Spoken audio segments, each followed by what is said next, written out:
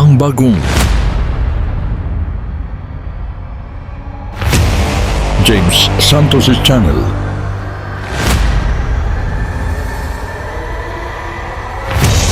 Bagong tema, bagong boses,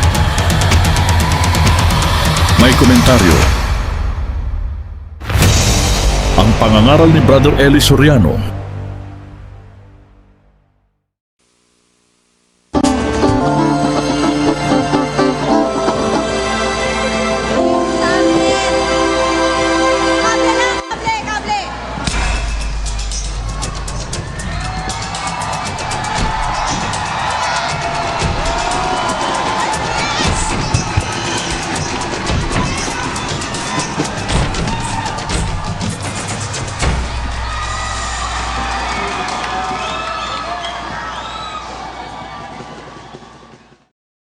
Ang mapapanood ninyo ang running debate ng ang dating daan ni Brother Eli Soriano versus ang tamang daan ng Iglesia ni Cristo.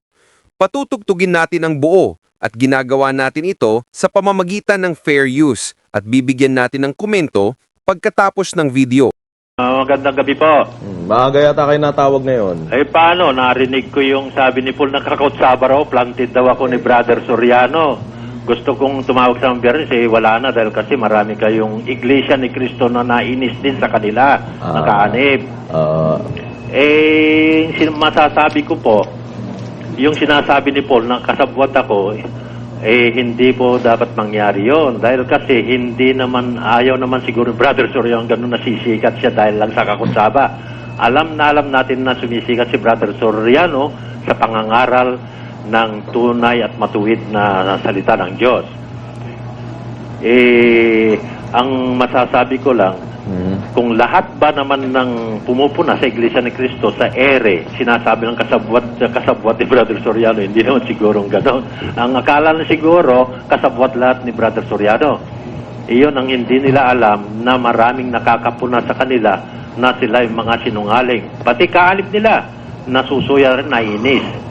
Itong si Paul, maraming salita na hindi tunay. Gaya ng mga salita nila na dayukdok daw si Brother Soriano. Sino ang dayukdok sa kanila, Brother Soriano? Kung dayukdok ka sa pira, mayaman ka. Sa kanila, ang Santa Cena, mayroong abuluyan. Sinong dayukdok ngayon? Wala sa Biblia yun. Ayon sa Biblia, wala. Ngayon, ang Huwebes, walang abuluyan sa Biblia, mayroon sila. Sino ang dayukdok ngayon? Iglesia ni Cristo di Manalo. Ang lagak, hindi lagak yun, lagok. Hindi na bumabalik yun, lagok na yun. Hindi mo na maiwi-withdraw yun. Ayan. Mang Bert, Po. kung inyo pong mamarapatin at ito'y nandiyan na rin lang kayo, Brad Joseph, mabuti po ay panoorin muna po natin yung katunayang sinabi ng kabilang kampo na di umano kayo raw po ay pala ng palatuntunang ito. Opo. Panoorin po natin. Bayan, pakinggan na po ninyo. Kaya alam nyo, yung paninira na wala akong kwenta yan. Ang ibig sabihin po, two-thirds hindi ka nagigalam. Sa kanila, isa lang. Sa kanila, isa lang. Dayukdok na mga ganit sa pera. Sa kanila po, isa lang ang pwede, ang pipirma, Opo. okay na. Ang totoo, gusto natin ipapansin kumuha pa siya ng pala. No? Opo. Kunwari ay... Hindi niya membro. Hindi niya miyembro, kaya nakalagay, ex-born again. Pero ang totoo, obvious po eh. Oo, Miyembro niya eh. ba't hindi pa ikaw magsalita? Bakit kinakailangan kumuha ka pa ng pala? No? Dito... Ayan, Mang Bert. Opo. Kung po ba ito si Paul ay i-dare kayo na kayo ay magkita ng personal, kayo lang dalawa, hindi siya magsasama ng alalay niya, ay handa kayong patunayan na hindi namin kayo kasamahan. Opo. Patunayan ko sa kanya kahit na saan kayo magkita, patutunayan ko sana hindi ko kaanib. Pagka na patunayan niya nakalib, pinapangako ko na si Brother Soriano siguro hindi na mangangaral. Pagka napatunayan niyang ako'y kaalib ninyo. Yan. Siya naman, pagka nagsasalta siya at hindi niya mapapatunayan, wag na siya magsalta ng kasinungalingan. Puro totoo na lang sana ang sasabihin niya. Kaya lang po sanay na po silang magsinungaling Ginoong Carino Ay, talaga po, nung una pa lang sinabi nila, mulat sa Paul, sinungaling mga doktrina na sinungaling. Sabi nila na sugo raw si Manalo, tutol si Brother Soriano, sugong napasubo. Debate sa diskusyon sa patunayan nila na sugo nga siya. Siya raw, ayon sa pasugo, siya raw yung ibong mandaragit, ayon sa pasugo. Pero sa Biblia, hindi. Kinunan lahat yung mga hula kay Kristo, kinuha lahat ni Manalo. Pagkatapos ginawang tao na lang si Kristo. Yan ba mga ngaral yan, mga ngaral ng Diyos? Hindi, mga ngaral ng mga demonyo yan. Sila sikat. Sikat si Brother Soriano sa pangangaral ng tunay na aral ng Diyos. Pero sila sikat sa panggugulo, panggigipit, karahasan, pagsisinungaling. Yan, sikat sila riyan. Kaya marami ng kalib nila nasisira na rin yung mga kalib na nahiya sila sa kanilang mga ministro. Kaya hoy, gising mga iglesia ni Kristo, ni Manalo. Malis na kayo riyan. Panay sinungaling lahat ng mga ministro nila. Hindi ko malaman basta na lang sila nagsasalita ng ganyan, hindi man lang nagpakita ng batayan para patunayan nila yung paratang nila kay Ginoong Carino, kaanib natin siya no? Basta na lang sila bumitaw ng gano'n, medyo nagtawa pa para bang nakakaloko Talaga namang itong mga ito nagpaparatang lang ng walang basihan Ginoong Carino Oo, nagpaparatang nga po. Ako, sasabihin ko totoo, ako ay naging iglesia ni Kristo noon sa Cuyapon, Nueva Ecija. Under ni Cabulalayaw sa Saragusa ko na bautismuhan. Si Caramos pa lang noon ang sa Cabanatuan City noon. Kaya nung narinig ko si Brother Soriano, kami po, ako po, nakikipaglaban din na diskusyon noon. Iglesia ni Cristo po ako. Dahil kasi lahat ng mga katalo namin noon, mga saksi ni Uba naman ang magagaling noon. Noon, ang aral sa akin talagang at sinasabi ko sa iyo naman na ikaw, Pedro, sa babaw ng batong ito, itatayo kong aking iglesia. Yun ang mga kanya. Ano ang tawag doon sa iglesyang itinayo ni Kristo? Mga batihan kayo ng banal na alik, binabati kayo ng lahat ng mga iglesia ni Kristo. Mga iglesia ni Kristo. Yan ang tawag doon sa iglesyang itinayo ni Kristo. Sino si Kristo? Tao. At ngayon pinagsisikapan ninyo akong patay na tao. Sa inyo'y nagsasisay ng katotohanan. Yan yan ang kayang-kaya ko nun. Dahil yan kasi ang aral nun Kabisado nyo talagang, alam mo, kahit hindi ko na siguro i-check Brad Willie yung records ni Mr. Carino, maniniwala akong dati siyang INC Alam niyang ihanay at natatandaan pa niya yung pangangatwiran na ginagamit nila nung araw Mga gaano po ba kayo katagal dyan, Mang Bert, sa Iglesia ni Manalo po noon? At saka yung tanong mo, Brother Willie, noon na gusto ko kung pupunta ako sa Iglesia ni Cristo, wag mo na akong itama sa pagpunta sa impyerno, Brother Willie. Wag mo na akong isama sa kanila. Ibig ko pong sabihin, kailan po kayo naanay dyan, Mang Bert? Mga ilang taon po ang inilagay niya po sa Iglesia ni Manalo noon? Ay, 2 taon lang po. Ako naging naging presidente ng kabataan pa ron sa Coyapo, sa Barrio Burgos, Coyapo, Nueva Ecija. Po. Naging presidente ako ng kabataan. Ngayon, nung umalis ako ron, punta ako Maynila. Tagal-tagal may nababaltan akong Soriano na nung mga ilang taon. Nung napagsuri ko, nakita ko si Brother Soriano, saan galit pa rin ako dahil kasi pagmumura niya, hindi naman pala mura yun na sinasabi ng Iglesia ni Cristo na mura nang ayon sa UP Dictionary. Ngayon, nung nakita ko, hindi na ako makatulog pagka hindi ko naririnig si Brother Soriano. Hindi na ako makatulog. Alas 4 ng hapon, pagkatapos 9 to 12. 9 to 1 pa noon nung unang-una. Kasi ginawang hanggang alas 12. Ngayon, nung nasuri ko lahat ng sinasabi ni Brother Soriano, nasuri ko lahat yung mga mangangaral, pati yung si Apostol Periol, Opos na putol, Apostol yon, Periol. Ayun, narinig ko rin, pati si Bilarte, pati yung si Evangelist na natinik doon sa Mindanao, ngayon nagkasakit. Ayun, sinuri ko lahat. Ang napili ko na makatotohanan talaga na nagtuturo ng totoo, si Brother Eli Soriano. Narinig ko lang yung mga debate niya. Lahat ng nakadebate niya, panay na sumerko. Pagka ang Iglesia ni Cristo ang nakadiskusyon niya, natitiyak ko, mapapawisan sila, mag-iinit para silang nasa impyerno na. Yan ang sinasabi ko sa kanila. Kaya hindi sila makakon eh. Kung sila nagtatanong ng dalawa, nagtatanong silang dalawa lang ni Michael at saka yung si Paul o si Ramel. Magaling sila magtanong isa ba? Ganon. Wala namang nagtatanong sa kanila ng hindi kanila eh. Pagka si Brother Soriano nagtanong sa kanila, natitiyak ko, kahit mali, hindi makakasagot mga yon, sabi ni Brother Soriano. At yung si Ramel naman, yung sinabi niya na hindi raw mababasa ang exhortation sa Biblia, nabasa ni Brother Soriano. Ngayon, binabasa niya, marami raw pala. Ngayon, hindi na ituro nung puno nila. Kaya sabi ni Brother Soriano, bogo nga yung puno nila. Ngayon lang niya nalaman nung nasabi ni Brother Soriano na mayroong exhortation sa Biblia. Kaya nga itong maliit na ito na palalo, mayabang, walang sinabi yan. Subukan nila makipagdiskusyon kay Brother Soriano sa television. Pagka hindi sila napahiya. Kaya nga ayaw nila eh. Dahil ayaw nilang mapahiya, ayaw nilang mawalan ng racket sa negosyo. Mawalan sila ng negosyo na magaan. Okay. Butangda, kabayan. Butangda, ano ba yung Nadyan manok ang beryo attorney? niya. Natatanda mo ba yung sabi sa English na hindi ko matandaan na ang kasinungalingan pagka inulit-ulit mo ay magagawang katotohanan? Si Goebbels yun. Goebbels ni Hitler, di ba? Ano bang sabi doon, attorney? Paulit-ulit nga yun.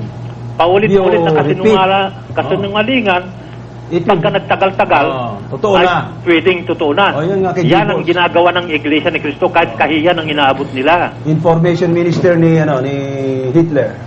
Opo. Ng mga kususto na dyan, putput na rin, di ba gada na, makalilaw ka dito. Pala, hanga gusto. Hanga putput no. Attorney? Hanga putput doon, di ba gada nga, pala ka dito, mga lilaw ka. Ay, andiyan pala, pagkapala ako, pag napatunayan nila, ipinangangako ko naman na si Brother Soriano hindi na mangangaral. Hindi na mangangaral. Dahil limita, nga, Iglesia ni Pagka Cristo. sila naman ng mali, huwag na silang magsinungaling. Ayun. Papupugot ako ng ulo, Brother Pasing.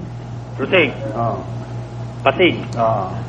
Mapupugot ako ng ulo pag napatunayan nilang ako'y kaalib dyan at kasabwat na Brother Eli Soriano. Hindi ko na manggagkureta, sakta nang gagawin biyernes. Ay, umay ka dito, kung nagsarita ta ka, no? Sungarod. Hanggang umay ito, pakita ko ba ito, yung SBN. Yung biyernes, at ka yung biyernes? Awan na, ito no, next Tuesday. Sisikapin ko. May kanto man, makita ta rupang mga nagwapo. Lakay tayo yun, attorney. Yung boses ko, napunta sa boses mo Ayan. Asahan na lang natin si Ma'am Bert. Thank you. Mas maganda po nga kung pagsadya kayo dito sa ating studio. Opo, pupunta ako rin. Sisikapin ko po. Para makita na masabi ko mga Iglesia ni Cristo na nagkakamali sila. Wala na silang magawa eh. Yung sabi nga ni Hitler, wala yung kasinungalingan pagka inuulit-ulit nila. Talagang yun ang style nila ngayon. Ulit-ulitin ang kasinungalingan baka sakaling may maniwala. Hanggang sa paghukom. Sige po. Yan Good evening ho, Mr. Brother Eli Soriano. Hello? Magandang gabi po. Brother Eli, kasi meron akong napapansin, no? Yung bang sa kabilang istasyon, panay tirado sa inyo noon. Opo. Puro negative ang iniulat nila sa inyo. Medyo di magandang pakinggan yun para sa inyo, di ba ho? Opo. Kung siguro medyo mababaw na Kristiyano, hindi makakaintindi yung ibang tao no, na gano'n nga kayo, hindi ba? Tapos kayo, nagbibigay din kayo ng comment dun sa kanila. Pero kung bilang isang Kristiyano, para sa akin, kung tayo haharap lang sa kay Kristo, palagay ko maalam ni Kristo kung sino tama at mali. Tignan niyo ho ang Katoliko, hindi sila bumabati ko sa atin, tayong mga sinasabi natin, nakakaintindi tayo mga sa Biblia, biblical daw tayo, pero tignan pag ang Katoliko nagsasalita tungkol sa atin, tignan mo sila, pa-Biblia, nag-aaway-aaway naman yung mga yan. Parang sa akin, kahit di ko kay kaanib, tinatamlaan ako noon. Mas maganda siguro balang araw sila na lang ang maingay, tayo na lang ang tumahimik, kayo. Palagay ko kayo pagpapalain ng Panginoon. Naniniwala ba ho kayo doon, Brother Eddie? Alam nyo, meron hong mga pagkakataon na dapat tayong tumahimik talaga. Pero meron mga pagkakataon sometimes, lalo na pagka hinihingi po ng mga nakikinig na tao, ay siguro kailangan din tayo magsalita. Kasi po, nababasa kasi sa Biblia na yung nasa kawikaan, Brother Willie, na ang isang tao, pag nagsasalita at wala yung kasama niya, ang kausap niya, para siyang tama. Opo. Pero, mabuti basahin na natin. Ito po ang nakasulat sa aklat po ng Kawikaan. Ito po yung nasa 18 at 17. Ang nakikipaglaban ng kanyang usap na una ay tila ganap. Ngunit dumarating ang kanyang kapwa at sinisiyasat siya. Ayon. He that is first in his own cause seemeth just, but his neighbor cometh and searcheth him. Ayon. Kasi kaya sa husgado, pagka nagkatapos ng isang testimonyo, isang witness, isinasubject siya sa cross-examination to prove the credibility of the testimony of a witness, kailangan siyang isubject sa cross-examination. Kung minsan, kung ako lang po kapatid na Willie, Opo. kung ako lang po ako lang masusunod, hindi ko naman po gustong pansinin yung mga tao na yun dahil alam ko naman yung trick nila na yung sinabi ko 15 years ago, iko-kontra nila sa sinabi ko sa panahong ito. Diba? Opo. Ayok nang sasagutin sana dahil lalabas para ka lang nakikipagsabunutan sa kalbo. Wala namang mangyayari. Kaya lang, minsan may mga taong tumatawag sa atin, ano raw ba ang sagot natin? Interesado sila dun sa sagot. Kaya dun po sa punto na yun, napipilitan tayo sumagot. Pero kung ako personal, ako paniwala ako, may paghuhukom naman Oo. Dadating naman ang Panginoong Jesus, mahahalata rin naman kung sino-sinungaling. Totoo yun. Yun po ang mangyayari sa katapusan. Pero, Brother Eli, wala ba kayo napapansin? Hello? Opo. Pinagpapala naman ho kayo hanggat na binibira kayo ng binibira Hindi nyo ba napapansin? Hindi ko nga po akalain, kapatid na Willie, yung yung mismong auditor ng Iglesia ni Manaloy pumunta dyan sa studio para magpatotoo na hindi ako ang dayokdo kundi sila. Tignan nyo ho, di ba ho? Kaya nga, ako nakikita ko bilang Kristiyano, no? Nakikita ko pagpapalain pa kayo ng mas marami pa ho mga kawan. Maniwala ho kayo. Ay, may awa po ang Panginoon dahil alam nyo, actually, ngayon po halos araw-araw sa buong mundo ay nagbabautismo tayo ng ating mga kapatid na sumasampalataya. Ang growth ng aming samahan ay more than ever, napakabilis po ngayon dahil lalo na motivated yung mga tao ng mga paninira sa akin, nagkakaroon sila interest to really look into who really Brother Eli Soriano is. Kaya nagkakaroon sila ng interest, sa pakikinig nila, nagkakaroon sila ng interest sa aral, kaya lalo po napapadali ang kanilang pagsusuri. Pero hindi nyo napansin na Brother Eli, yung Kristiyano, yan ang tunay na binabato.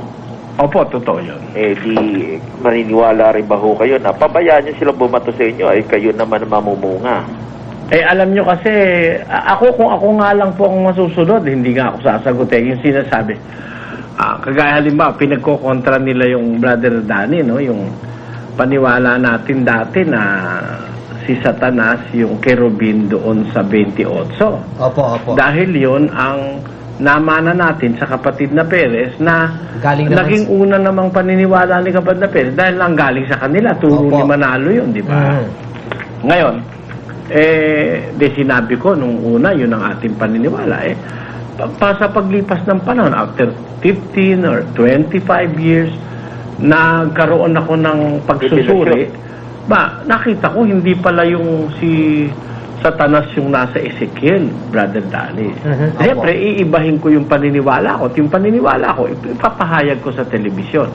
Nakakawala ako dun sa paniniwalang galing kay Manalo na namana ni kapatid na Perez at naituro naman sa atin, di ba? Opo. Yung pala'y mali. Di siyempre, sasabihin ko, ngayon, pagkukontrahin nila yung dalawang sinabi ko, sino naman kayang matino isip na maniniwala? Lalo na, sabi ko, yun naman ang dati natin paniniwala, di ba? Hindi naman natin dinadaya yung mga tao. Tayo, dati natin paniniwala. Para ba yung dati, Brother Danny, no? Opo. Dati, tayo, naninigarilyo ang mga kapatid, di ba? Sa panahon ni kapatid na Perez. Dahil namana ni kapatid na Perez yung paniniwalang pwedeng manigarilyo kay Manalo, di ba? Ngayon, sa atin, di naman idinodoktrina yung paninigarilyo. Pero, nung masaliksik ko ang Biblia, nakita kong yung paninigarilyo labag sa aral ni Kristo sa Biblia. At ang iba't iba pang uri ng mga kalayawan, di ba, no? At mga bisyo.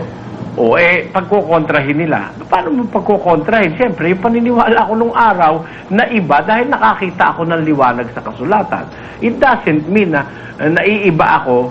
Ang aral na tinuturo ko ay going to para bang yung kanila na sa umpisa tila maganda, lalong pasama ang aral. Sa atin, mabago man, yung papunta dun sa kasakdalan, di ba, Brother Danny? No? Totoo po yun. Kasi yun ang sinasabi sa Biblia that we have to change for the better.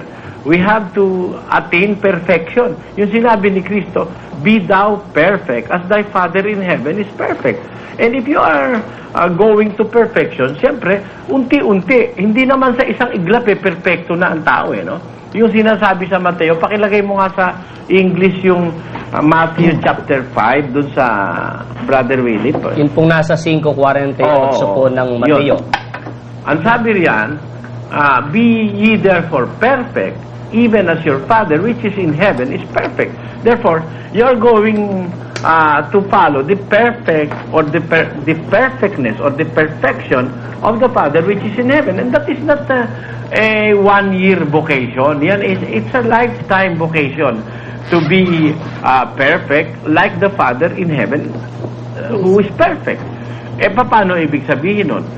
Siyempre, may mga mababago sa'yo as you continue following the Father, as you grow as a Christian, meron kang dating paniniwala, maiiwanan mo yun. Nakasulat yan sa Hebreo 6:1. Pakinggan niyo mga kababayan. Ang sinasabi po sa 6 at 1 ng Hebreo, kaya tayo tumigil na ng pagsasalita ng mga unang simulain ng aral ni Kristo at tayo'y mangagpatuloy sa kasakdalan. You see, perfection is means leaving behind other truths or other principles that you have known before. Di ba? Ganun yun. Apo. Ang sabi sa English, therefore leaving the principles of the doctrine of Christ, let us go on unto perfection.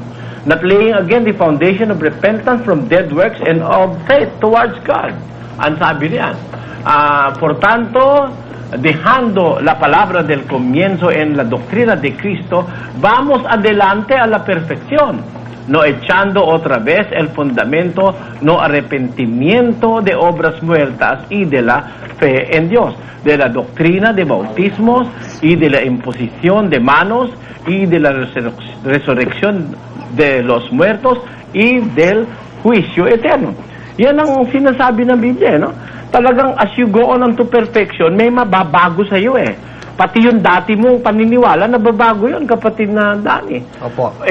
Ganun ang atin. Ngayon, ang gagawin nitong ating mga kalabang iglesia ni Manalo, pinagkokontra-kontra yung ating paniniwala 25 years ago sa paniniwala natin ngayon. Para lang nung kwentahin nila yung kayamanan ni Solomon, nung kwentahin ko yun, abay, ang dollars yata 20 pesos pa lang. Ngayon, kinuwenta nila ngayong 2003, kinuwenta nila sa 53 pesos. Nilalabag na naman mali yung kwenta kung ano. Kung ang makikinig sa'yo grade 1. Pero kung ang nakikinig sa'yo, nakakaintindi ng meron sense of time, Brother Danny. Hindi maniniwalang ako hindi marunong magkwenta, di ba? So, kagaya nung pinarinig nila, wala pa lang akong panahon. Marami kasi tayong gawain Di ba, sabi ko, iisa-isahin ko sagutin yung sinasabi nila, Wala pa lang akong panahon. Kaya mag-holiday muna kayo, sige. Alala na kayo magdadaldal dyan. Pero dadating din ang araw nyo kung loloobin ng Diyos.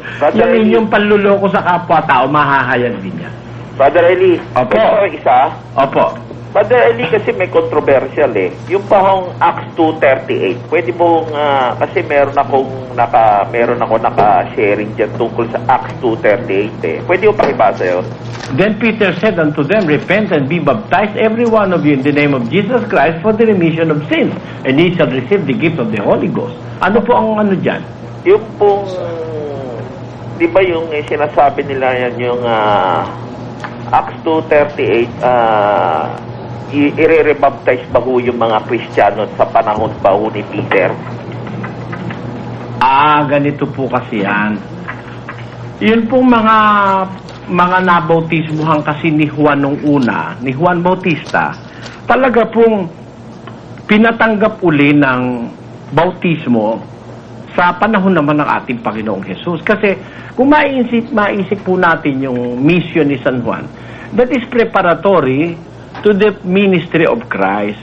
Kaya kung yun preparatory, ay ipinaulit po yan gaya nung nakasulat sa gawa, Brother William, Opo, yan pong nakasulat po sa 19 ng gawa at ang talata po ay 1 patuloy. At nangyari na samantalang si Apolos ay nasa Corinto, pagkatahak ni Pablo ng mga lupaing matataas ay napasa Efeso at nakasumpong ng ilang mga alagad. At sa kanila'y sinabi niya, tinanggap ba ninyo ang Espiritu Santo nang kayo'y magsisampalataya? At sinabi nila sa kanya, hindi man lamang namin narinig na may ibinigay na Espiritu Santo.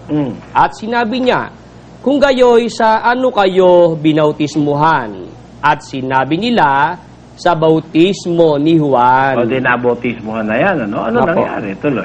At sinabi ni Pablo, nagbabautismo si Juan ng bautismo ng pagsisisi na sinasabi sa bayan na sila'y magsisampalataya sa darating sa hulihan niya sa makatwid bagay kay Jesus. At nang kanilang marinig ito, ay nangapabautismo sila sa pangalan ng Panginoong Jesus. They were rebaptized. Opo. Diba? Brother Eli, ito ngayon, hindi ba baptize them in the name? Yung po palang sabi sa akin, yung daw name is not the name, hindi raw pangalan yun, yun it's title. Title yun yung name, title yun Tama ba ho yun? Anong punto ron? Anong punto? Sabi niya pagka magbabaptize daw, baptize them in the name of Jesus Christ. Di raw pwedeng baptize them in the name of the Father, the Son, and Holy Spirit. Kasi kailangan daw magbaptize tayo ng pangalan ni Jesus. Pangalan ni Jesus. Mali yun. Hindi pwedeng ipambaptize yung pangalan ni Jesus. The name of Jesus is not the instrument for baptism. Hindi. Baptism is done in water plus the Word of God. Yun. Yung salitang baptize in the name, nagtuturo yun ng lugar. Jurisdiction ang ibig sabihin nun. Hindi naman sinabing baptize by the name Ang nakalagay in, preposition yun di ba? Baptizing them in the name of the Father and of the Son and of the Holy Spirit. Ang ibig sabihin nung Indian, nagtuturo siya ng lugar, parang ganito, right on top of the table. Magsulat ka sa ibabaw ng lamesa. Yung act ng pagsusulat, gagawin mo sa ibabaw ng lamesa. Hindi mo ipapanulat yung lamesa. Hindi. Ngayon, yung baptism, is done in water plus the Word of God. It is a ceremony, a Christian ceremony wherein a person who wants to serve God will undergo baptism. And baptism is immersion. In the Greek word used, the word used is baptizo, which means immersion. You are going to be immersed in water.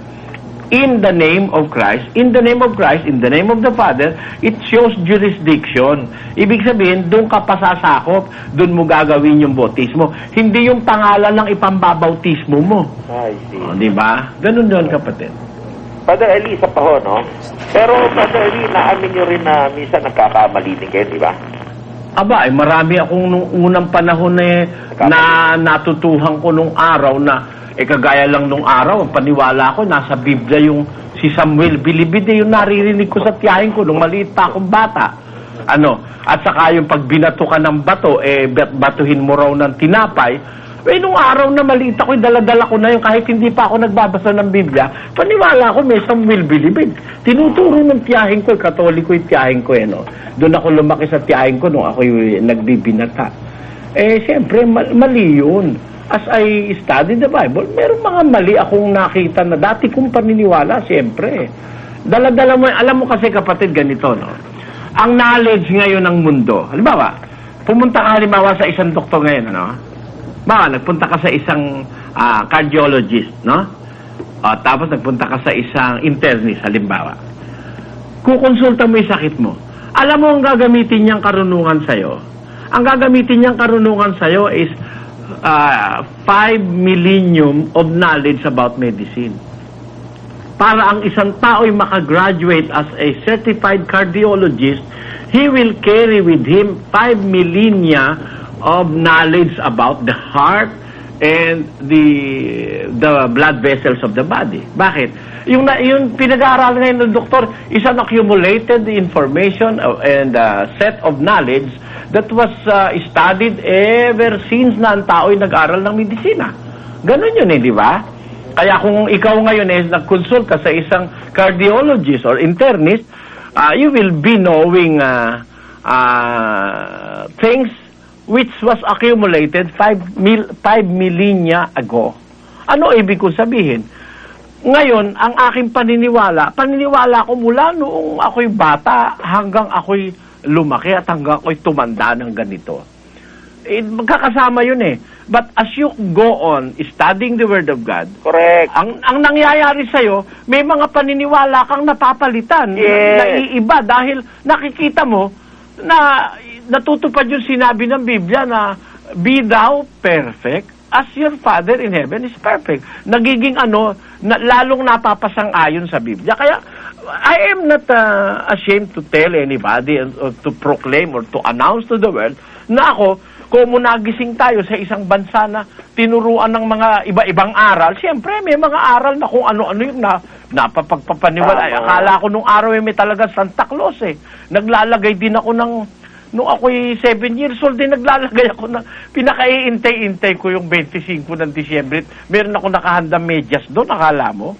Kasi yun ang napaniwalaan natin Kumbaga, accumulated knowledge yan for Kasi centuries. Father Eli, kaya ako naitanong sa inyo yan, dahil dun sa kabilang estasyon, ginagamit pa yung mga sinauna pa ninyong tape So, ang nangyayari doon, pinagtatagni-tag nila. Tapos yung siyempre, alam po naman sa tagal-tagal ninyong pag-aaral ng Biblia, siyempre may mga nabibigay sa inyong Panginoon na revelasyon, nababago, yun napupunta sa tama.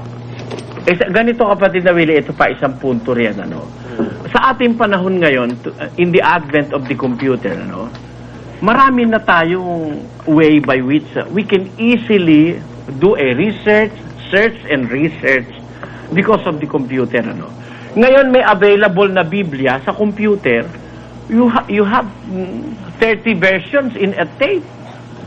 That's why, napakadali para sa akin ngayon na ikumpara ko, natutuklasan ko, meron pala mga punto na ang pagkakasali ng Biblia, merong mga mali dun sa Tagalog, may mali dun sa English, may mali dun sa Kastila, may mali sa Bisaya, may mali sa Ilocano, may mali, kasi kahit pa paano nakakaintindi ko ng konting Bisaya, konting Ilocano, konting Kapampangan, konting Kastila, konting English. I can see now because in just the using a button, pag pindot mo ng buton, lalabas na ngayon yung you can have a parallel study of all these translations.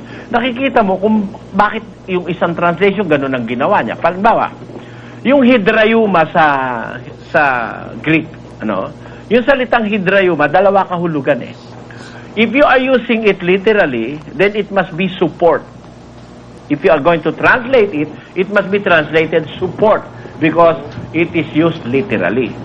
Pero if you are going to use it figuratively, kailangan nang i-translate mo ron foundation o ground. Kaya that explains the fact bakit sa English ang nakalagay the pillar and ground of the truth. Columna y fundación de la verdad. Pero sa isang salin ng Kastila nakalagay columna y apoyo, which means support. At doon sa Tagalog, haligi at suhay. Bakit suhay?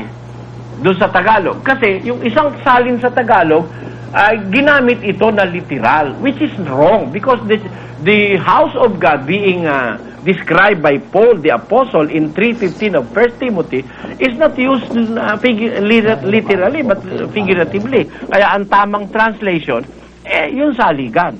Ngayon, kaya ko alam yun ngayon, because of the availability of biblical translations, the availability of the Greek language in CDs, natitingnan ko mabuti kung ano yung mga bagay na dapat suriin. Yon. Kaya, maaari meron kang narinig sa akin 20 years ago. Ngayon, after research, nakita ko, hindi naman ako nagturo nun eh. Nakagisnan ko na yung paniniwala ng Santa Claus eh. Sisisihin mo ba ako naniwala ako minsan panahon ko sa buhay ko kay Santa Claus? O kaya sisisihin mo ba ako na minsan panahon naniwala akong may Samuel Bilibid? Wala naman pala sa Biblia yun eh. O sisisihin mo ba ako na minsan panahon naniwala ako na 25 ng Disyembre ang pagkapanganak kay Kristo? Ngayon, kung narinig mo sa akin nung araw, 25 de Disyembre, 25 years ago, ngayon narinig mo sa akin, hindi pala. Pagkukontrahin ngayon itong mga mokong na iglesia ni Manalong Ministro, lumalabas parang, kung hindi alam ng tao, hindi ako nasusubaybayan, lalabas parang magkakontra sinabi ko, no? Alam na ng matatalino yon na gawa lang ng mga manluloko na pagkontra-kontrahin, yung hindi naman ako nagturo talaga nung mga umpisa na yon, di ba? Paniniwala lang natin yun nung umpisa. Brother Eli, pero hindi tayo nagturo. No? Masanga pa nga ako sa inyo, Brother Eli eh. Kasi kayo medyo low profile kayo. Parang nakita ko sa TV, parang nakamontagot lang kayo eh. Hindi nga kayo nagbabarong eh. Nandito lang naman kasi ako sa private studio ko, kapatid. Alam mo kasi ganito, kukwento ko na rin sa'yo. No? Meron kasing Demolish Soriano, Operation Demolish Soriano. Meron kami nabalitaan na isang Oplan Demolish Soriano. And they will demolish me at any cost. Ngayon, kung nabalitaan niya ng aming mga intelligence officers, ang advice nila, wag na akong masyadong maglalabas, Although, lumalabas pa rin ako. Ngayon, bakit naman I prefer na dito na lang ako sa studio. Hindi sa ako'y natatakot sa kanila, Sumusunod lang ko sa security advices ng ating mga security advisors. Meron tayong mga kapatid na mga generals, meron tayong mga kapatid na mga koronel, mga major sa military, na nakakarinig nung mga yon na pabulong-bulong. Hindi naman kasi nila alam kung sino yung ating mga kapatid eh. Yun nga ang isang gusto kong magawa na wag nilang malaman kung sino yung mga kapatid namin dahil nagkakaroon ako ng mga intelligence information. Kasi kung malalaman na nila yung mga kapatid namin generals, ang mangyayari, hindi na nila mapaglilihiman na nila. Meron tayong mga ganung siyempre to minimize cost kasi kung lalabas ako, meron ding mga security personnel na involved. Malaki gastos, kapatid. Mahirap lang naman akong tao. Ngayon yung sinasabi mong montagot, ito na may 3 galing sa pamangkin ko. 3 lang naman ito galing sa pamangkin ko sa Hong Kong. Hindi bale, pag nakita, padadala ko kayo ng Montagot. Hindi na pala Montagot Lakos, para medyo may buhaya. Ganon ang ibig ko sabihin. Parang it's a cost-cutting, cost-cutting initiative ko na. Kasi pwede naman ako lumabas, kaya paglabas, siyempre meron ding mga, pati nga yung mga security personnel natin, may ilang military na, siyempre, lalabas ako. Pero Brother Eli, buti hindi kayo bumibili ng limousine. Hindi naman. Wala tayong pambili nun. Kasi doon nakalimusin yun. Wala tayong pambili nun. Pagka nakapag-ipon ako siguro, baka sakali, para hindi sila masyado nag-aalala. Ang totoo, sabi nung aking mga pamangkin at mga anak ko, sabi, Uncle, bili ka na nung sabi ko, wala pa tayong pambili. Ipon muna tayong konti, baka sakali. Meron na akong tinawaran 5 million daw, second hand. Sabi naman ng pamangkin ko, Uncle, kaya binebenta yan, dahil yung sumasakay dyan, wanted yan, magkakadalawa, risk mo. Inaprubahan na sana nung financing, Hindi ko na rin tinuloy dahil magkakadalawa nga naman, kaya siya bumili ng bulletproof, rin siya, Kaya ngayon, mapupunta pa sa akin yung risk niya, magkakadalawa. Kaya hindi ko tinuloy. Wala kasi tayong pambili ng first hand yan, kapatid. Pero Brother Eli, sa dami ng kausap ko, maniniwala ba kayo, sinasabi sa labas, medyo nga below the belt ang tirada sa inyo, tirada naman ng yung kasi tirada ng mga desperado na yun, kaya gano'n. Kasi tinitira na rin kayo regarding sa pera, Oo. aral. Wala namang maniniwala, lalo members namin, maniniwala sa kanila na ako dayok-dok sa pera. Kilala ako ng miyembro mula ulo hanggang pa pagdating sa pera. Actually, hindi naman ang member ninyo, hindi naman niya mahahatak. Ang hinahatak niya yung mga taong na hindi kayo kilala. Pero hindi rin siya nakakahatak dahil members na nga niya nahahatak dito dahil sa ginagawa nila. Hindi mo nakita mo yung pumunta dyan sa studio nila nakaraang, ba yun, Brother Danny? Magabi nga, naputol, sayang hindi natapos yung Biro mo yun, mga taga-accounting department ng Iglesia ni Manalo yun, Hindi nakatiis, nagsalita Nagla-landscape daw siya yung Oo, yung isa nagla-landscape, pero yung isa, accountant yun sa accounting department, 22 provinces ang inaanuhan niya. Yun ang nangyari. Kaya maganda rin naman, yung hangin maganda. Pabayaan nyo na lang, Brother Eli, tingin ko, baka kayong pagpapalay pa niyan Salamat sa'yo, kapatid, ha? Concentrate nyo na lang siguro sa aral, sa turo. Saka isa pa request, Brother Eli, kailan pa kayo magkakaroon ng broadcast regarding sa Book of Revelation? Siguro, hindi pa ngayon, hindi siguro, sa malapit na hinaharap, kapatid. Pero ngayon, as of now, ang aming discussion nandito sa Jehovah's Witnesses Biyaan mo, dadating din yung araw. Kasi meron ako, interested kasi ako dyan, medyo malapit-lapit na tayo dyan Kaya gusto ko sanang kayo nga medyo mag-broadcast yan Kasi meron yun sa kabilang studio rin si Katula medyo saliwatin We will try kapatid. Thank you, Brother Eli, and God bless you. Ayan. Kapiling po natin sa ating studio si kapatid na Manny Katangay Husay. Take note doon lang sa Katangay, at saka si kapatid na Joselito Amansek. Magandang gabi po sa inyo. Si kapatid na Manny muna. Magandang gabi po, Brad Manny. Magandang gabi po, Brad Joseph. Yan, Sige. Magandang gabi po. At si kapatid na Joselito Amansek. Magandang gabi po sa inyo, mga kapatid. Binabati po kayo ng Bananlalig. Alam niyo na ba yung kahulugan ng Bananlalig? Alam ko na po. Ito ko lang po nalaman Sige, sila po yung nagsadya dito sa atin, sa ating studio, para siguro kapareho noong Friday, meron silang gustong ipahayag naman.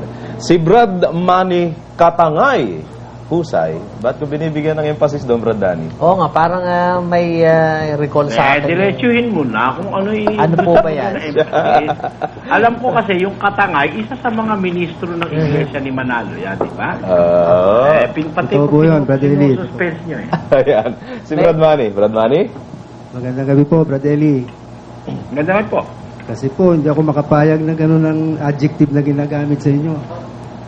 Nakikita ko naman ng pamumuhay ninyo. Tapos, tatawagin kayong dayok-dok. Parang ang hirap tanggapin.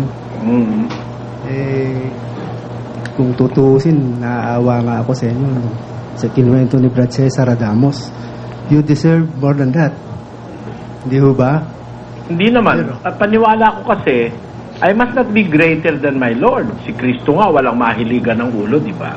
Kita nyo,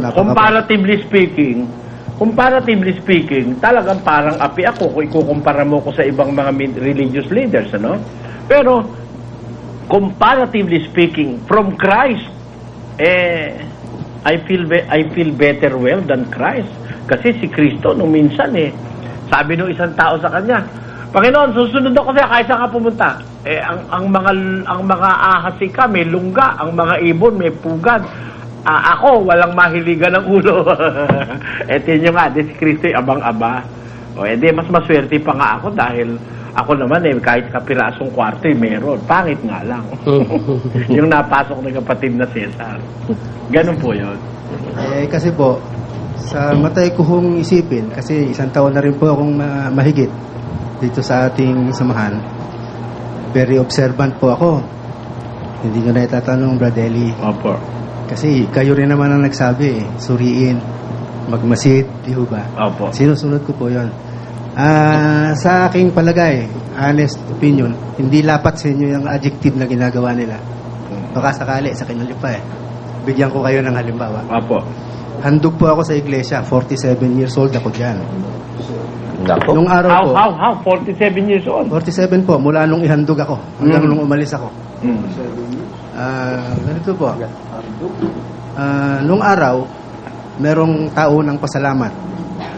Naglalaga kami mula Enero hanggang kinakato po yun, mga November, last week ng November o first week ng December. Yun ho ang ilalagay sa pasalamat sa taunan. Wala naman nung problema sa akin yun dahil buong pusong sinampalatayanan ko yun Katunayan, pag tumatanggap ako ng 13th month pa, hinahati ko pa.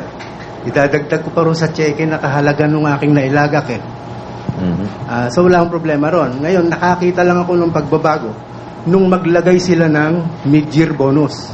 Mid-year pasalamat. Bakit hindi pwedeng ipasalamat yung Enero hanggang June na lagak? Ginilagyan nila ng mid-year na natural. Yung kalahati ng lagak mo, yun ang ilalagay mo dun sa mid-year pasalamat. Pero hindi ho nagagalaw yun. Para sa Disyembre yun. Mamumroblema ka ngayon, saan ka kukuha ng pang mid-year pasalamat mo? Di ba? O yung sulong sa sulong. Sa dinig ko lang. Pero tatanong ko sa kanila kung gaano katotoo ito. Ninenervyos yung yung ministro. Bawa, 100,000 nung last year. Tapos nag-98,000 ngayon. Short siya ng 2. Baka mga destino sa Mindanao ito. Dahil hindi sumulong Hindi niya napasulong. Hindi napasulong. Hindi siya effective humawak ng lokal. Parang ganun ang mangyayari. Ang akin naman tanong sa sarili ko, pabagsak ang ekonomiya ng Pilipinas. Bakit ini-expect pa nilang pasulong ng pasulong ng... Kaya naman yung kanila negosyo, parati pasulong kahit bumagsak ang ekonomiya, hindi sila babaksak Oo. Dahil may doktrina sila sulong sa sulong SSS. Opo. Ito pa ang mabigat. Kaya hindi sa inyo ito yung kanilang termino, hindi para sa inyo. Natatandaan ko nung 75th anniversary ng Iglesia ni Cristo sa Pilipinas. Merong politikong bisita si KRD sa templo. May tape po ako noon. Sinabi niya, kayang bayaran ng Iglesia ni Cristo ang utang ng Pilipinas. Baka totoo yung sinabi nung hindi pa natin kapatid yung bisita ninyo nung nitong nakaraan. Opo. Kasi 1970 basta 75th anniversary. Ilang taon na nakaraan. Tuloy-tuloy naman yung mabuloy ganyan. So magaling mag-generate ng pera ang Magaling sila diyan. Kung kayang bayaran ang utang ng Pilipinas, iniisip ko lang bilang simpleng kapatid, bakit may nakikita ako nung mga panahon na yun, nagtutulak ng kariton, Roma 16:16. Hindi ba pwedeng lingapin na yan ng iglesia? Ganun na pala siya kayaman At bakit ngayon, panahon na ito, may ospital ang iglesia, may nagsabi sa akin, asawa ng diakono, balae ko pa. Hindi ka pwedeng tanggapin kung wala kang deposito. Di ba sa iglesia yan? Bakit hindi pwedeng gamitin ng miyembro? Ang isang ospital ng ipinagpatayo ay Pera galing ng miyembro. Yun, bakit ganon? Baka hindi sa inyo lapat, baka sa kanila. Di ba? Napaka-grabe nun, ang hirap tanggapin nun, Brad Eli. Yan po ang mga naging daan. Tapos, kaya ako nandito ngayon. Kasi sa pulo pala, isip ako ito pa, mabigat Ang nanay ko patay na, parang baka, hindi naman siguro. Kasi ang alam nyo, Brad Eli, ang tatay ko, veterano ng USAPE. Nung mamatay po yan, tumatanggap yan ng pension sa SSS, tumatanggap ng pension sa gobyerno ng Amerika dahil bilang sundalo ng USAPE. Dinatnan ko minsan sa bahay ang nanay ko dahil madalas dumadalaw ako sa nanay ko na isang Japonesa. Nagbabudget siya ng perang tinanggap niya. Ituan niya, lagak para sa pasalamat ko. Ikaw anak, ipinaglalaga kita, ito para sa iyo. Kasali yung tatay ko, pinaglalagak niya, patay na. Patay na. Ang tanong, tinatanggap ba nila? Kasi yun hindi ko na alam kung tinanggap man nung ingat yaman, nung ibigay ng nanay ko. Pero sabi ko sa nanay ko, nanay, pagllalagak niyo yung patay, doon pananampalataya yan. Di ba tama ako doon, Brad Eli? Opo. Kasi sabi sa Biblia, Pero, wala nang magagawa kung halimbawa patay ka na, wala ka nang... Opo. Pero sana paging dapati ng Diyos ang nanay ko. Kasi ang puso niya maayos maganda Biruin niyo sa sobrang pananampalataya niya. Naikalulugod ng Diyos yung kanyang gagawin. Pati yung asawa niya, na tatay kong patay na, gusto pa niyang ipaglagak. Ganon katindi ang pananampalataya ng nanay ko. Ngayon, ang nakikita ko dyan, kung tinanggap yan nung kanyang ilagak, ay sila yung dayukdok. Dapat sinabihan, oy, huwag kang ganyan, patay na yan, pinaglalagak mo. Dapat sinansala nila nanay ko. Kung yun yatang maliit na bata, pinaglalagak Anuhon po, in fairness, decision po ng magulang yon. O yun nga, kaya maling ang aral yun, maling turo yun, maling pananampalataya.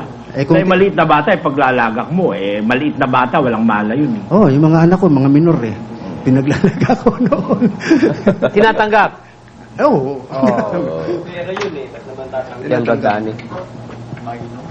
Ang nanay ko nga, sa sobrang bait, alam niyang naghihirap ako noong mga panahon na yon.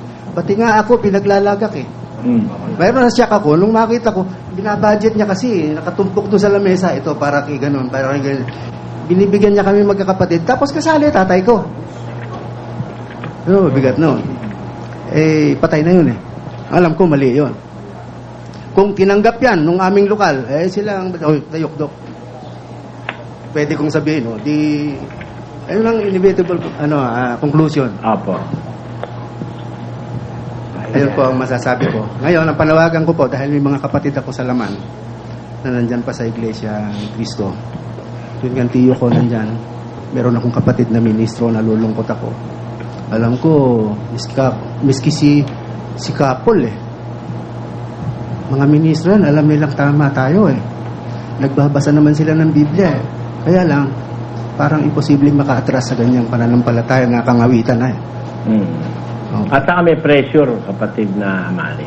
Opo. May pressure po Yun lang kung kapatid ko, nalulungkot po ako kasi minsan sa bahay, dumalaw siya. Ipinakita ko yung tape, na-tape ko yung sinabi ni kapatid na Ray Ismael yata yun. Ipinalabas kung sino yung nagpatong ng kamay kay Felix Manalo na kinikilala nilang sugo.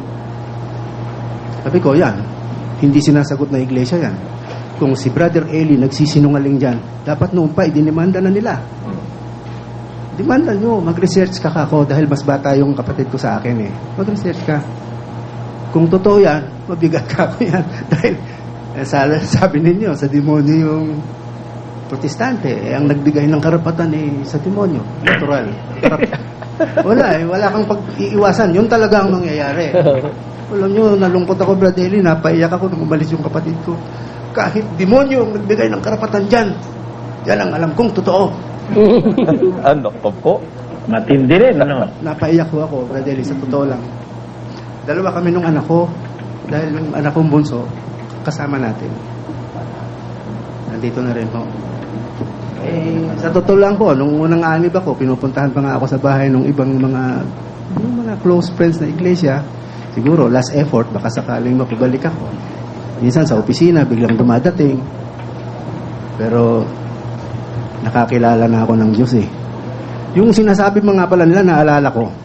Nagkagalit ho ako dun eh. Baboy daw kami.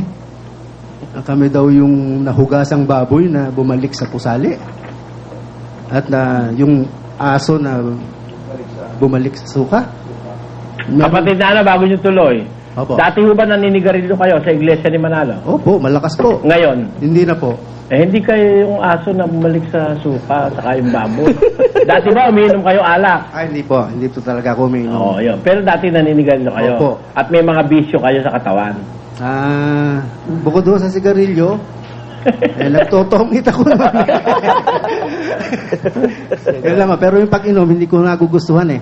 Sabi nga nung isang kasama ko, masarap daw ang Chivas Regal. Bumili ako ng magkapera ko eh. Lasang tanduay din eh.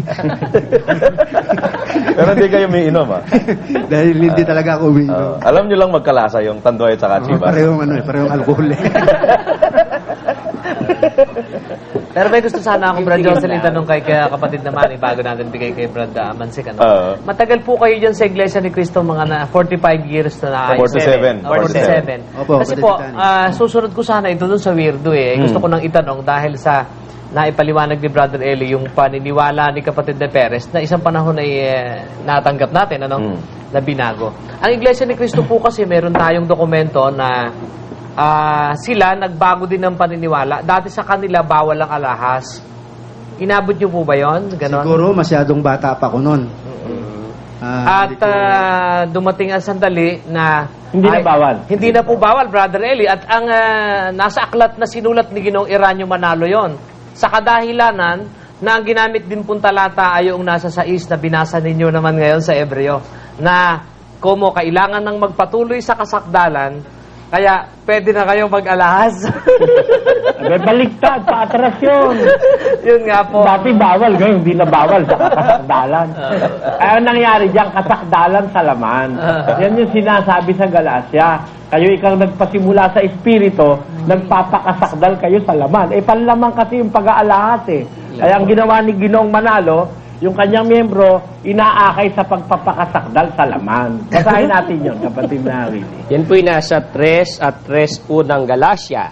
Napakamangmang na baga kayo, kayong nagpasimula sa espiritu, ngayoy nagpapakasakdal kayo sa laman. Iba yung pagpapakasakdal na iniutos ni Kristo sa Mateo 5:45 eh. Yung, be thou perfect as thy Father in heaven is perfect. Ang sabi doon, ano? Opo. Yung sa Iglesia ni Cristo, pagpapakasakdal sa laman, hindi pagpapakasakdal na gaya nung Ama sa Kalangitan, di ba? Yan ang nangyayari sa kanila. Dahil dati, bawal na alahas, ngayon hindi na bawal. Hindi, pagpapakasakdal yan sa laman. Brother Eli, Opo. gusto ko lang po idagdag. Sinasabi nung iba na kaya daw ho ayaw kayong kalabanin sa debate dahil sisiw daw kayo eh. Agila sila eh. Gano'n bang natural na kalikasan na ang agila ay may awa sa sisiw? Hindi po. Ang agila, dinadagit sisiw. Opo. At ito yung sisiw. Nandito, nasa harap ng agila. Oy, lika. Hinahamon eh. Tumakbo, lumipad yung agila palayo, saka nagngangawa. Saka nagngangawa yung agila nung malayo na. Ganun ang nangyari. Yan o ang mga dahilan. Isa sa dahilan, bakit ako nandito ngayon. Hindi po ako sanay na tumatakbong iglesia. Napakarami kong debating nasaksihan. Hindi ako sanay na tumatakbo sila. Hindi, lalaban naman daw sila sa atin sa lahat ng plaza. Pati raw sa Luneta. Huwag niyo papatulan yun, Brother. Alam nyo kasi ganito, kapatid, Manny, ano? Nung araw kasi meron akong deklarasyon. Siguro ako kung halimbawa, lahat na magkakaisa-isa sa bayan ng Pilipino, lahat ng pastor dadalhin sa Luneta, no?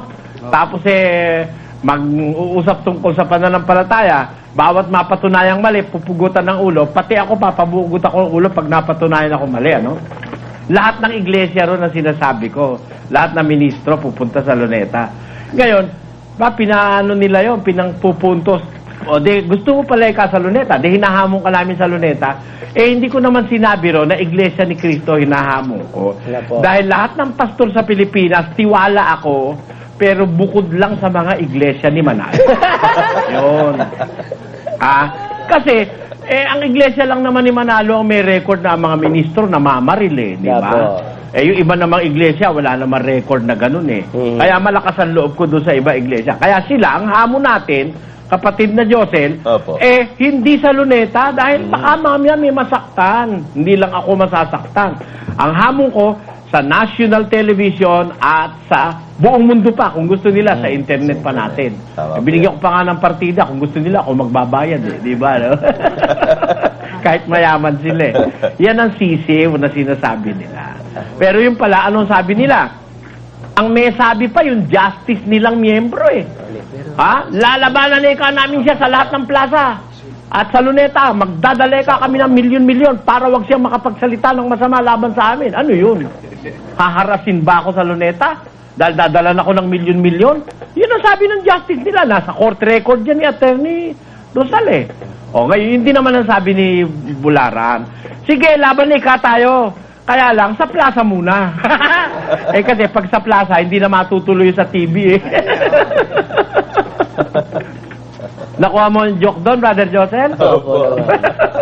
Kaya yung pautot ninyo at yung mga pagbabalat kayo nyo na kunyari lalabang kayo, lumaban na kayo. Sa telebisyon, hinahamon ko kayo. Walang masasaktan, walang manganganib ang buhay sa telebisyon. Pili tayo ng isang television station, pupunta ako. Hindi ako rito sa aking lugar. Pupunta ako, papasok lang sa studio, cameraman, ako, at saka si Manalo. Kahit sino pang Manalo, basta Manalo. Basta yung lahi na yon. Patutunayan ko yung lolo nila, hindi sugo. Pero kung banatan po yung Brother Eli, sa isang kwarto raw. Sa isang kwarto raw po, sabi ni Bularan. Katarantaduhan yun. Ang sinasabi ko, kwartong studio. Kung, may cameraman. Kung patunugin interesado ro ko yung siya makasama yun sa isang kwarto. Alin yung kalbo na yun? Talaga po yung mga yan Brother Willie. Sabi nung katabi ko, tsaka raw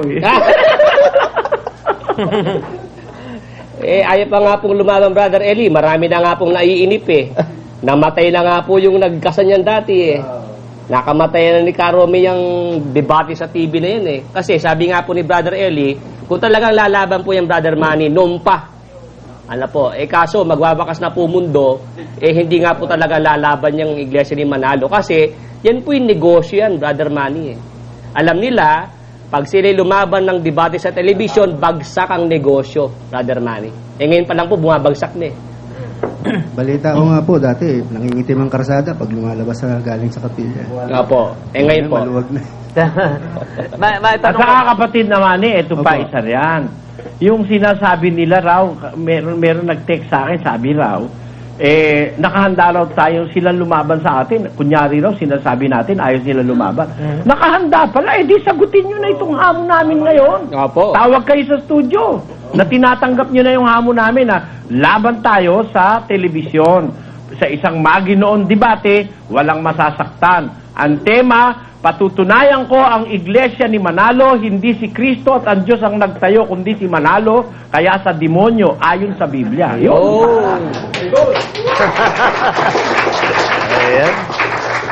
Alam nyo, mga kapatid, kung tutuusin sa mga doktrina, sa mga pagsamba sa iglesia, ang Diyos daw sa kanila Sila lang daw ang tunay na iglesia So kakampi nila ang Diyos bakit natatakot?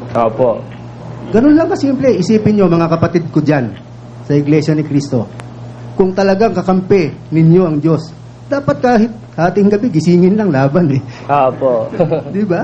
Yung salitang kanto, isingin mo lang ako, pare, laban ako dyan. Kasi kakampi mo Diyos Sinong katatakutan mo? Si Brother Eli? Na sinasabi nyo, bulaan? Dayukdok? Nakatagpo na kayo ng katapat. Dahil sabi nyo nga po kanina, Brother Manny, hindi kayo sanay na umaatras ang Iglesia ni Manalo sa debate. Bakit naman po? Nakita niyo po ba yung... Marami akong debating nasaksihan Opo. Yun na lang. Talagang napakarami ng kapatid. Brad Manny, maitanong ko po, may kinalaman dyan, Brad Willie, di ba isang doktrina ninyo yung pong hahanapin mo ang iyong mga kaaway at sila'y mga wawala? Familiar po ba kayo madalas sa po yan doktrina sabihin ganun? sa pagsamba.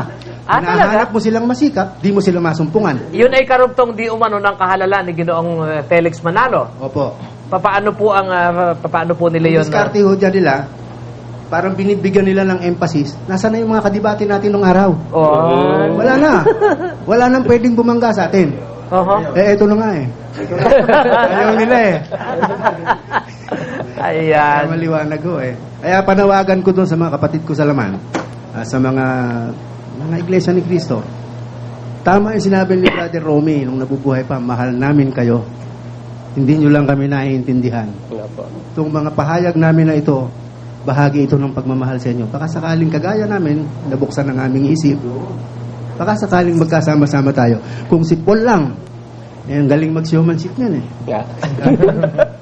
Ay kung si Paul lang ay nag-iisip, alam niyang totoo to eh.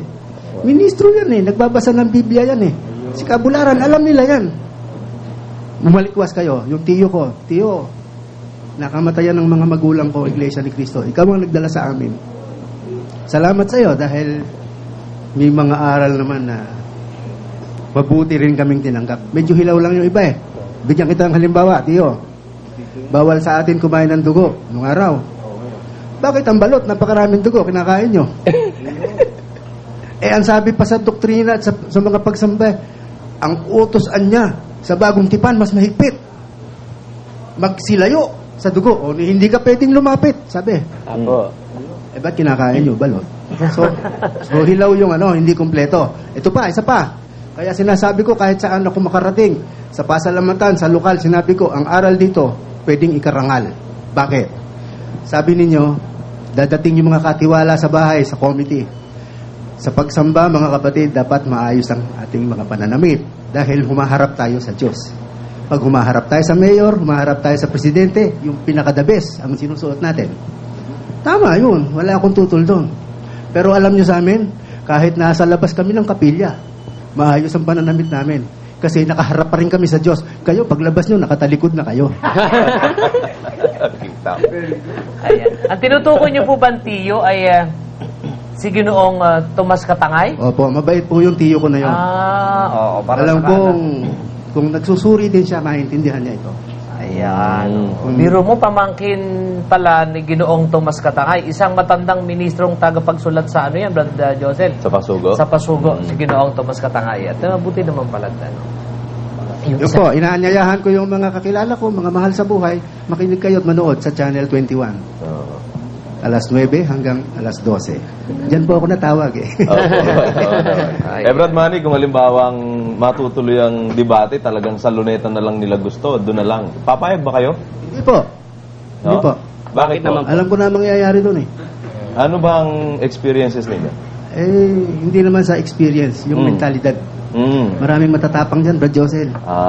Maraming matatapang dyan. Tayo pa naman, tinuruan tayo na huwag tayong gaganti ng masama sa masama. Grabyado tayo. Tanggal lang tayo ng sangga. At yun naman, Brad Josel, pinatunayan din naman ng kanilang huwes na kasamahan. Magsasama daw ng milyon sa dahilan para pigilan si Brother Elling magsalita ng masama. Oo, language. Meaning, hindi niya kayang gawin kahit siya ihukom. Kaya iniaasa niya yung kanyang pagpigil ay doon sa millions na isasama niya. Ganun lang naman talaga. Pero ako, Brad Danny, parang ibang naiisip ko ngayon. Ano? Palagay ko, kahit sabing luneta at matutuloy, mukhang di na rin sila lalaban, ayaw na rin. Bakit? Kahihiyan din talaga abutin. Kahit na luneta, tsak na abot-abot pa rin ang kahihiyang abutin ng mga yan. Naka-TV rin eh. Pwede rin naman nating itanong sa kanila. Hindi.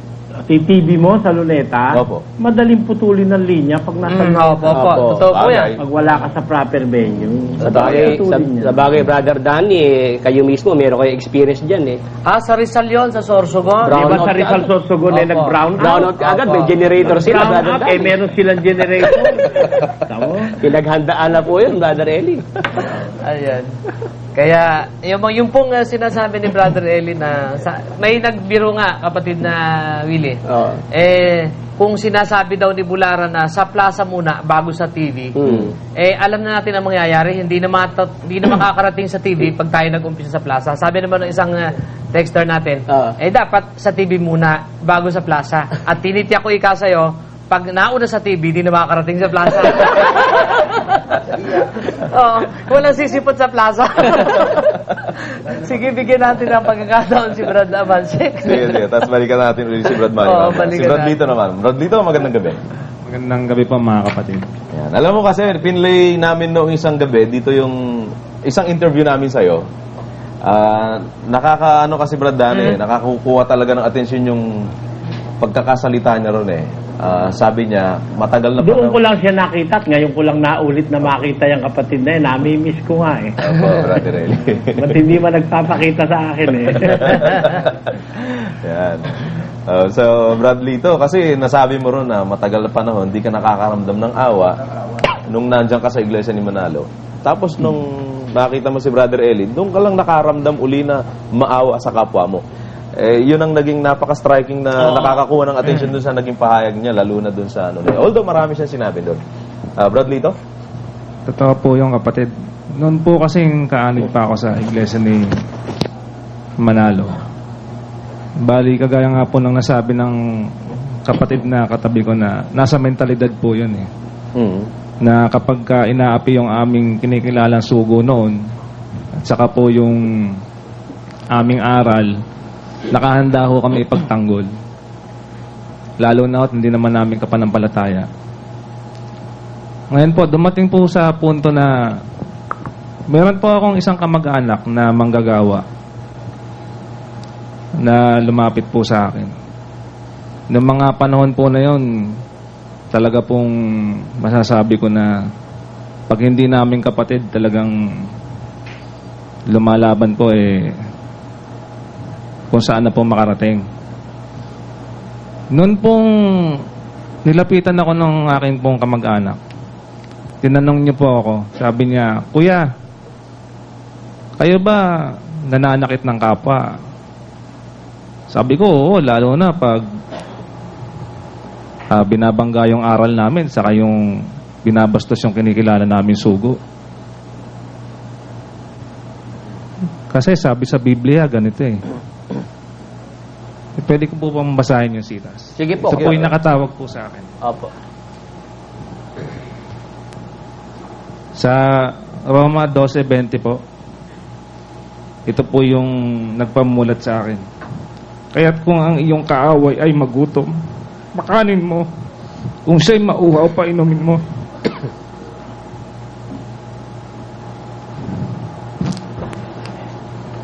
Dito po ako nabasag mga kapatid.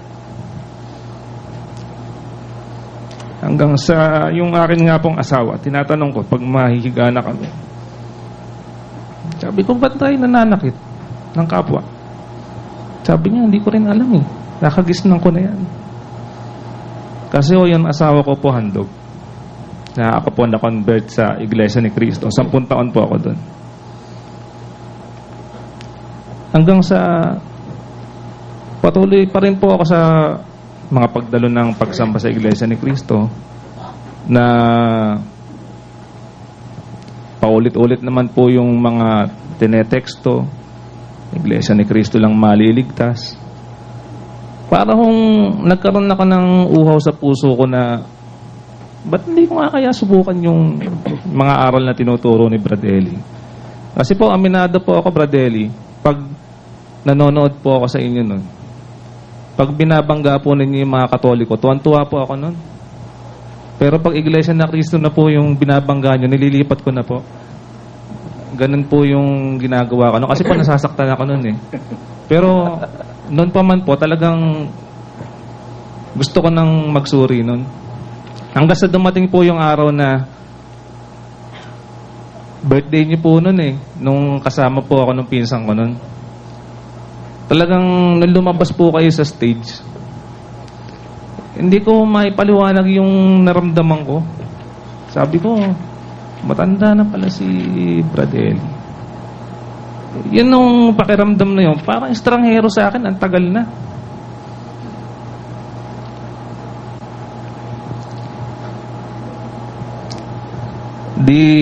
Kung natatandaan niyo po yon, bali nakipagkamay nga po ako sa inyo. Sabi niyo po sa akin, babalik po kayo. Sabi ko, opo, babalik po ako. Ngayon po, kaalib na po ako. Sa awa tulong ng Diyos, magdadalawang taon na po. Bali, bagamat marami po nangyari sa akin buhay, mga pagsubok, iniwan po ako ng asawa ko. Kasama po niya anak ko.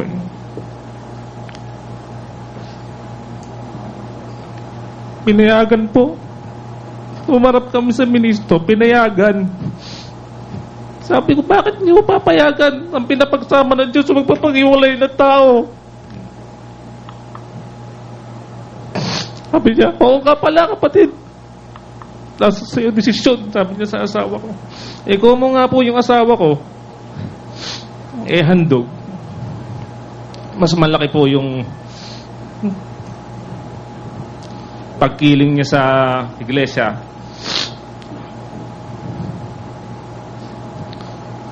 Wala po akong magawa, Brother Eli. Pero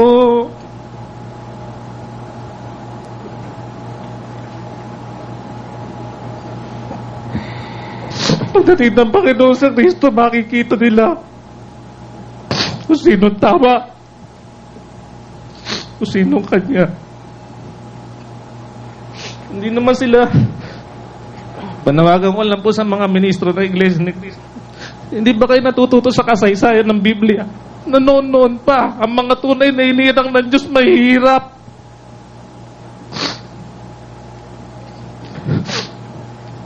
Nagpapasasa kayo sa pera, sa mga abuloy. Isiraan nyo si Bradeli. Nako mo, kung ano-ano mga sinasabi ninyo. Kami magpapatunay talaga. Talagang marami siyang utang. Nangungutang siya para lang magpatuloy ang gawain ng iglesia.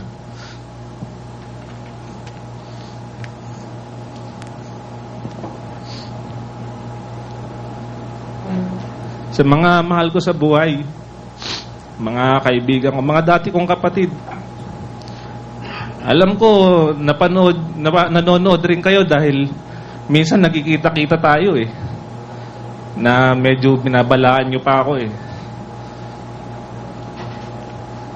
Magsuri kayo, lawakan nyo yung pangunawa nyo. Sa labas ng Iglesia ni Cristo, mga kapatid, may kaligtasan pa. Hindi lang talaga dyan ang may kaligtasan. Lawakan nyo lang pangunawa nyo.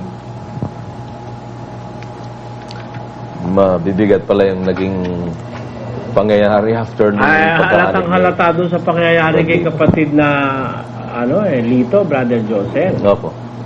Halatang yung aral dyan sa iglesia ni Manalo, mali Kasi palagay mo na, ang kapatid na Lito naiba ang pananampalataya, hindi na iglesia ni Cristo. Bakit nila uutusan yung asawa na humiwalay? Diba? Opo. Nasa Biblia yan, Brother Willie. Opo. Ito po ang sinasabi dito po sa aklat po ng unang Korinto. Ito po'y nasa 7 at ang talata po ay 10. Patuloy.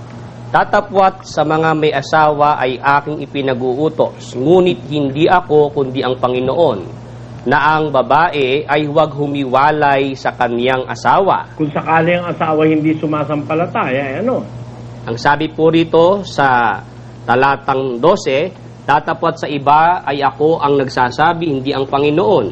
Kung ang sino mang kapatid na lalaki ay may asawang hindi sumasampalataya, at kung kalooban niyang makipamahay sa kanya ay huwag niyang hiwalayan. Ayun.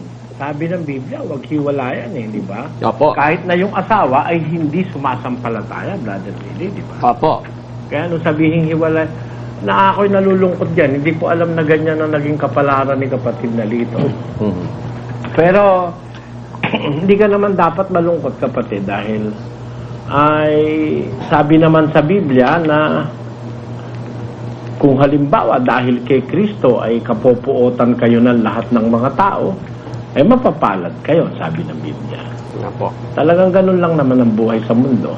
And hindi naman ito kasi ang ating primary objective in life. Living in this world o ang pamumuhay sa mundong ito ay kumbaga paglalakbay lang ito. Hindi naman dito talaga ang ang ating dapat na maging primary objective Siyempre, ang pinaghahandaan natin yung buhay na walang katapusan sa piling ng ating Ama at saka ng Panginoong Jesus. Talagang dito, sabi nga ni Kristo, sa sanlibutan, meron kayong kapighatian. Laksan ninyo ang loob sapagkat dinaig ko ang sanlibutan. Si Kristo namuhay na walang asawa, kapatid. Ikaw, nakatikim ka, okay na, di ba? Di ba gano'n? Huwag kang malungkot doon. Bibigyan natin ng komento ang napanood nating video. Ito ay malayang komento lamang at hindi upang magmarunong. Magkomento rin kayo para magpalitan tayo ng mga kaalaman sa napanood nating video. Ang bibigyan natin ng komento kung gaano kayaman ang Iglesia ni Cristo ni Manalo. Noong ika-75 anibersaryo ng Iglesia, sinasabi ng isang politiko na bisita kay Kaer di Manalo na kayang bayaran ng Iglesia ni Cristo ang utang ng Pilipinas. Maaring alam ng politikong ito kung gaano kayaman ang Iglesia ni Cristo. Kung ganito kayaman, dapat hindi na pinag-aabuloy pa ang mga mahihirap na nasa iglesia. Ang pangit namang ugali na huhututan mo pa ang mga mahihirap na miyembro. Pag-ibig na yan sa salapi na ugat sa lahat ng kasamaan. Nahuhututan ka na, pero sa impyerno pa rin ang bagsak. At tungkol naman sa debate ng ang dating daan at ng Iglesia ni Cristo, mas magandang ganapin sa ligtas na lugar upang maiwasan ang mga masasamang mangyayari. Ang Iglesia ni Cristo ay walang pakialam sa seguridad ng kanilang mga miyembro na wala silang pakialam kung may masaktan, magkasakit o may mamatay sa kanilang miyembro, gaya lang ginagawa nila sa pagrarally. Nagtataka ako kung bakit maraming Pilipino na nadadaya, hindi lamang sa politika, mas lalo na sa relihiyon. Yan ay bunga ng pagkapanatiko. At tungkol naman sa pag-aamin ni Brad Ellie sa pagbabago niya ng paniniwala sa Biblia. Ang dahilan niya ay pagbabago naman siya tungo sa kasakdalan o perfection. Pero ang tanong ko ay mangangaral si Brad Ellie. Sa Biblia, ang mga mangangaral ni Kristo ay hindi nagbabago. Kung ano ang ipinangaral nila ng umpisa, ay yun pa rin ang ipapangaral nila sa kahuli-hulihan ng kanilang buhay. Pero mas okay na yung nagbabago para maitama ang kamalian kaysa sa nanatili sa mali. Kung nagustuhan ninyo ang aking upload video, paki-like naman, subscribe, share at comment. Maraming salamat sa inyong suporta at panonood.